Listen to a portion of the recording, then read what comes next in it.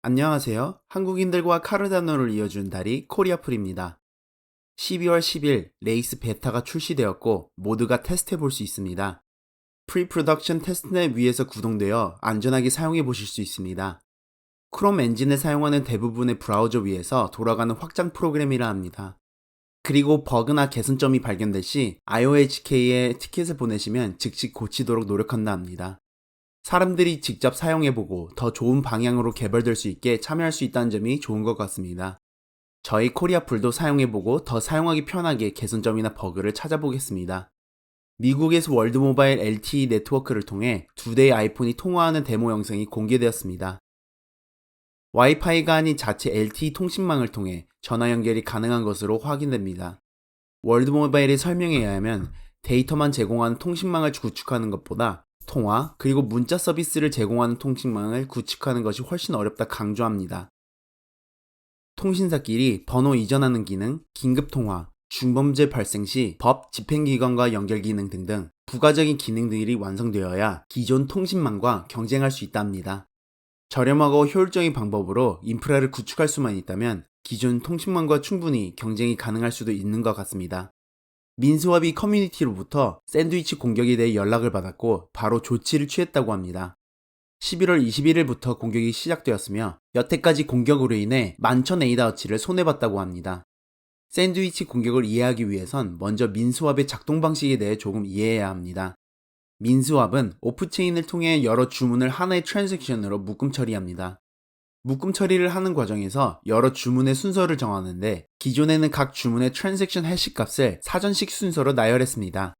샌드위치 공격이란 이미 기존에 있는 주문을 보고 기존 주문 이후에 새로운 주문을 만들지만 해시 값은 기존 주문보다 더 앞에 나오게 만들어 이득을 취하는 구조입니다. 즉, 새 주문을 넣지만 오프체인 묶음 처리 과정에서 기존 주문보다 앞 순서를 가져감으로써 야금야금 이득을 보는 구조로 보시면 됩니다. 이 사건으로 인해 우리가 알 수 있는 것은 커뮤니티의 중요성입니다. 커뮤니티에 의해 이 공격에 대해 알 수 있었으며 민수합도 즉시 대처할 수 있었습니다. 다행히 메인체인이 잘못된 것이 아니라 카르다노에는 아무 문제가 없지만 저희가 자주 언급하였듯이 오프체인은 메인체인에 비교해 안정성이 떨어집니다. 오프체인은 확실히 메인체인보다 덜 안전하기에 새로운 D앱을 사용하실 때는 시간을 두고 지켜보시고 충분히 안전하다 판단될 때 제대로 사용해 보시길 권장드립니다.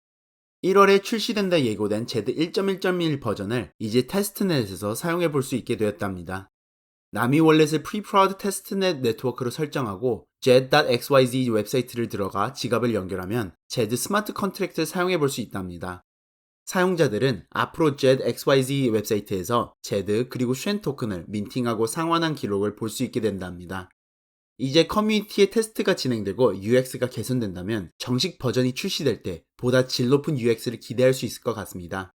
그리고 코티의 CEO가 영상을 올렸습니다. 드디어 코드 보안 감사 결과가 나왔다 합니다.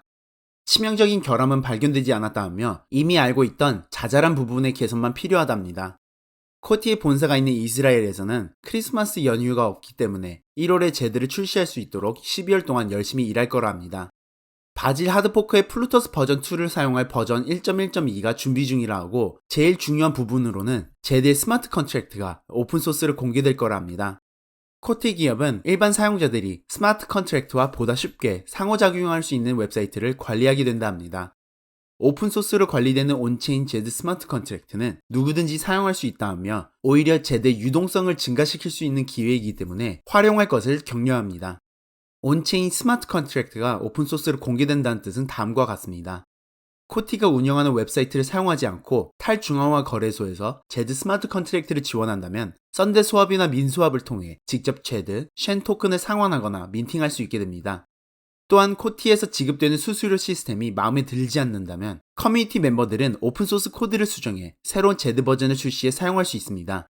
에르고 블록체인에서 제드와 같은 알고리즘으로 운영되고 있는 시그마 USD가 완벽한 탈중앙화 방식으로 운영되는 것처럼 코티에게 보상이 돌아가지 않고 쉔 보유자들에게 보상이 돌아간다든지 또는 웹사이트를 운영하는 사람들에게 보상이 지급될 수 있을 거라 예상됩니다.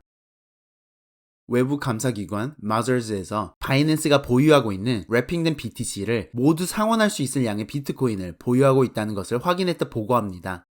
비트코인을 중점으로 다룬 감사 보고서이지만 거래소의 투명성을 향상시키기 위한 건강한 첫걸음이라 생각됩니다.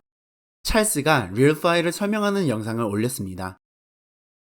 찰스는 먼저 DeFi와 RealFi의 차이점을 설명합니다. RealFi는 DeFi의 초집합이라 합니다. RealFi는 DeFi에 신원, 메타데이터, 가버넌스, 표준, 그리고 자격증이 추가적으로 도입된 개념이라 설명합니다. 신원을 사용하면 D앱, D앱 개발자, D앱 사용자 등등 다양한 존재를 식별할 수 있게 됩니다. 메타데이터는 각각의 트랜잭션의 맥락을 부연 설명할 수 있답니다. 가버넌스는 제드 1.1.1, 1.2, 그리고 1.3과 같이 어떤 방식으로 D앱이 업그레이드 될지 정할 수 있는 구조라 합니다. 마지막으로 표준과 자격증은 브릿지와 같은 중요한 부분의 기준을 높이는 장치라 합니다. 사람들이 디파이 시장 전체가 규제되어 중단되는 것을 걱정하지만 RealFi가 제공하는 신원, 메타데이터, 가버넌스, 표준, 그리고 자격증과 같은 추가적인 기능은 탈중앙화 방식을 유지하며 자동화된 규제가 가능한 발판을 마련할 것이라 합니다. 이 모든 것의 기반이 되는 카르다노는 하나의 프로토콜로 각종 규제를 준수하기 위해 바뀔 필요가 없다 합니다. RealFi의 제일 중요한 다른 요소로는 사용하는 사람들이라 합니다. RealFi는 디파이 이자 농사와 같은 투기성 제로섬 게임을 위해 사용되는 것이 아니라 모든 금융 업무를 블록체인 위에서 하기 위한 사람들을 위한 것이라 강조합니다. 대출이 불가하거나 터무니없는 이유를 사용할 수밖에 없던 사람들이 블록체인 위에서 안전하게 자산을 보관할 수 있고 전 세계 사람들과 연결되고 높은 유동성을 누릴 수 있답니다. 신원, 평판, 자산, 모든 것을 개인이 통제할 수 있습니다. 찰스는 개발도상국들이 사용할 수 있는 글로벌 금융 플랫폼을 구축하기 위해 암호화폐 생태계에 뛰어들었답니다. 변동성 때문에 암호화폐를 기반으로 모든 금융 업무를 보기 어렵지 않냐는 질문에는 알고리즘 스테이블코인을 개발했답니다. 또한 언젠가는 현금화할 수 있어야 하지 않냐는 말에는 이 이유 때문에 거래소와 같은 서비스가 존재한답니다. 찰스는 디파이 시장 전체가 오픈소스로 발전하기 때문에 몇 년 안에 어떤 중화화된 거래소보다 더 효율적이고 빠르고 더 안전해질 거라 예상한다 합니다. 알고리즘 스테이블 코인도 지속적으로 발전할 거라 합니다. 혁신을 위한 여러 기술적 연구를 위해 처음에는 높은 비용이 지불되지만 출시되는 순간 모든 사람들이 누릴 수 있게 된답니다. 2023년 동안에는 IOG는 RealFi에 집중할 거라 하며 디파이 이자 농사와 같은 것이 아닌 실제 사람들이 금융 업무를 행할 수 있는 업계의 표준을 구축하는 것이 목표라 합니다. 마지막으로 찰스의 인터뷰 영상에서 미드나잇과 카르다노 사이드 체인 생태계의 방향성에 대해 설명하는 부분을 중점으로 정리해드리겠습니다. 카르다노를 구축하기 위해 고려했던 모든 부분과 더불어 프라이버시 관련 기능을 추가해야 했기 때문에 구현하기 어려웠답니다. 찰스는 모든 정보가 가려져 있는 것보다 어려운 것이 신원과 연결된 선택적 프라이버시라 합니다. 더불어 스마트 컨트랙트가 지원되는 것은 지금까지 시도되지 않은 점이라 강조합니다. 카르다노의 사이드 체인으로 출시될 예정이며 카르다노 메인의 안정성을 빌리고 생태계를 사용하는 대가로 미드나잇 더스트 토큰이 카르다노 스테이킹 풀 운영자들과 유임자에게 보상으로 지급된다 합니다. 그리고 미드나잇이 제공하는 선택적 프라이버시와 스마트 컨트랙트 기능은 암호화폐 생태계 전체에서 필요로 하는 기능이기 때문에 비트코인이나 이더리움과 연결될 수 있는 브릿지를 만들 거라 합니다. 또한 모든 정보와 신원 정보가 항상 100% 숨겨져 있는 시스템은 현실적이지 않답니다. 이는 사회와 동떨어져 사람이 없는 곳에서 혼자 사는 것과 마찬가지라 합니다. 하지만 선택적 프라이버시는 내 신원과 관련된 정보의 주도권을 되찾는 것과 같다 설명합니다.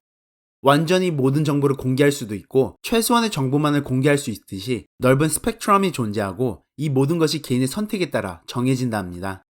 미드나잇을 처음 구상할 당시에는 IOG가 연구하고 발표한 유용한 작업 증명 방식이 고려되고 다양한 합의 알고리즘이 동시에 사용될 수 있을 4세대 블록체인으로 구성되었답니다. 즉, 독자적인 레이어 1으로 출시될 수도 있었지만 카르다노 메인넷과의 파트너 관계를 통해 카르다노 생태계의 네트워크 효과를 누리기로 선택했다 합니다. 다른 블록체인들도 레이어 1을 구상하기 위해 에너지와 자원을 소비하는 것보다 카르다노와의 공생관계를 선택하고 카르다노의 모든 것을 같이 누릴 수 있을 거라 강조합니다. 마지막으로 바벨 수수료가 지원되기 시작하면 카르다노 네이티브 자산으로 수수료를 지불할 수 있게 되는데 사이드 체인으로 카르다노와 연결된다면 사이드 체인의 토큰으로 카르다노를 사용할 수 있는 것과 같다 설명합니다. 에르고 블록체인에서는 이미 바벨 수수료가 지원되기 시작해 스테이블 코인과 같은 토큰을 사용해 트랜잭션 수수료를 지불할 수 있습니다. 오늘 찰스의 설명을 듣고 밥의 수수료 개념이 단순하게 토큰으로 지불할 수 있는 개념보다는 카르다노와 수많은 블록체인이 연결되는 상호 운영성을 위한 기능인 것을 처음 깨닫게 되는 것 같습니다. 비트코인이 카르다노의 사이드체인으로 연결된다면 기존 비트코인 사용자들은 카르다노 메인넷으로 넘어와 카르다노 네이티브 자산으로 표현되는 비트코인을 사용해 트랜잭션이 가능해집니다. IOG가 연구하고 발표하는 기술들이 하나씩 연결되기 시작하는 것 같습니다.